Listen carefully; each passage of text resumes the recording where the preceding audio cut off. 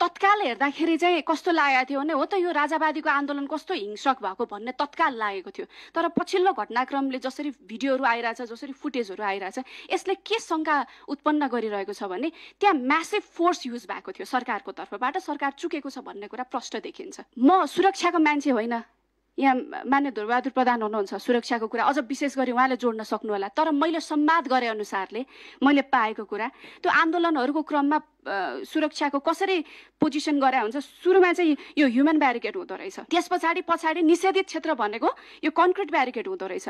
जब concrete barricade तोड्ने प्रयत्न हुन्छ त्यस पछाडि गोली हान्न पनि पाउन सक्ने स्थिति हुनसक्छ, किनभने त्यो कन्क्रिट निषेधित भनेको नजाऊ है भनेर ब्लकै गरेको कन्क्रिट ठाउँ हो।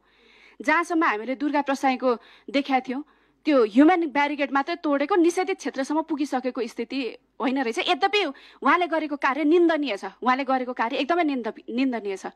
तर उहाँलाई छोडेर, दुर्गा प्रसाईलाई छोडेर अन्य मानिसहरूको कुरा गर्ने हो भनेदेखि त्यहाँ के देखिन्छ भनेदेखि ह्युमन ब्यारिकेड पनि राम्रोसँग त्यहाँ डिस्टर्ब नभएको अवस्थामा गोली हानेको भन्ने कुरा प्रष्ट देखिन्छ। जहाँ सबिन महर्जनलाई लागेको छ, हामीलाई त्यो फुटेज प्राप्त नहुँदासम्म हामीलाई के विश्वास थियो भने त्यहाँ भिडन्त भयो अनि गोली हानियो होला भन्ने लागेको थियो। तर अहिलेको फुटेजले त स्पष्ट देखायो नि त्यहाँनिर त्यो गोली हान्दाखेरि फोर्स युज भएको छ। उहाँ पछाडि फर्किन खोज्दै हुनुहुन्छ, भाग्दै हुनुहुन्छ, त्यति टाढाको दूरीबाट गोली हानिएको छ।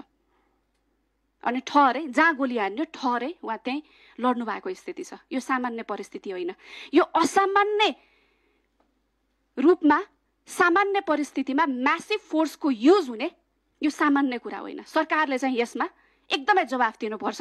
यो मानवाधिकारको गम्भीर उल्लङ्घन हो। यदि नेपालको न्याय अदालतले यो विषय हेर्न सक्दैन भने यो अन्तर्राष्ट्रिय अदालतसम्म जान सक्ने विषय हो भन्ने मलाई लाग्छ। किनभनेदेखि यो आर्बिट्रेरी किलिङ हो। यो